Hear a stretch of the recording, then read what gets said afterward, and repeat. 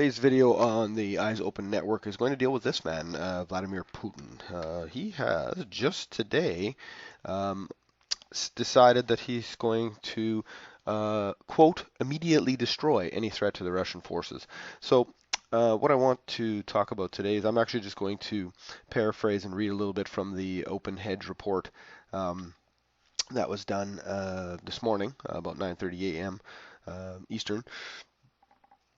And he has basically cranked up his rhetoric and what does appear to be one step closer to a potential conflict, direct conflict with the West, while not detailing who he was focused on. Amid the obvious, Turkey and Russian tensions, Putin told a session of defense military that in order, or pardon me, quote, I order to act extremely tough. Any targets that threaten Russian forces or our infrastructure on the ground should be immediately destroyed, end quote. During the meeting of his senior defense officials, Putin also warned against, quote, those who will again try to organize any provocations against our servicemen, end quote. So it's got some pretty serious language going on here.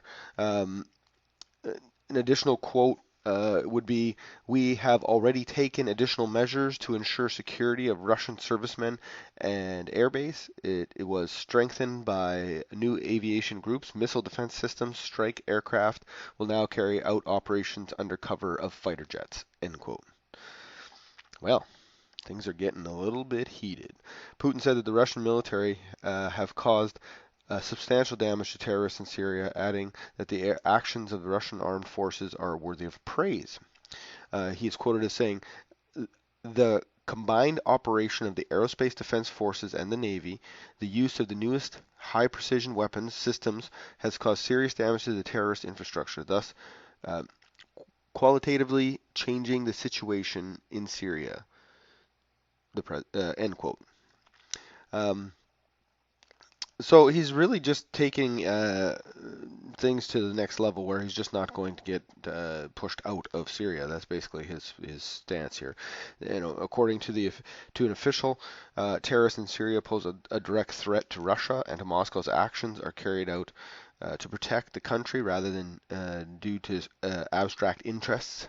The concept of fighting for control over the oil, which is often thrown out there. Who's going to control the Middle East in general? So, as you can see, things are heating up, and it all depends on how hard Mr. Obama, as President Obama, wants to push back, because that tends to be the interesting factor when Putin flexes his military muscle. Anyway, that has been the Eyes Open Network. Please, stay tuned for more updates and interesting changes in the landscape over there in the Middle East. Let's get the discussion started below. Comment, like, and share the post as much as you can. And we'll talk to you soon. Bye now.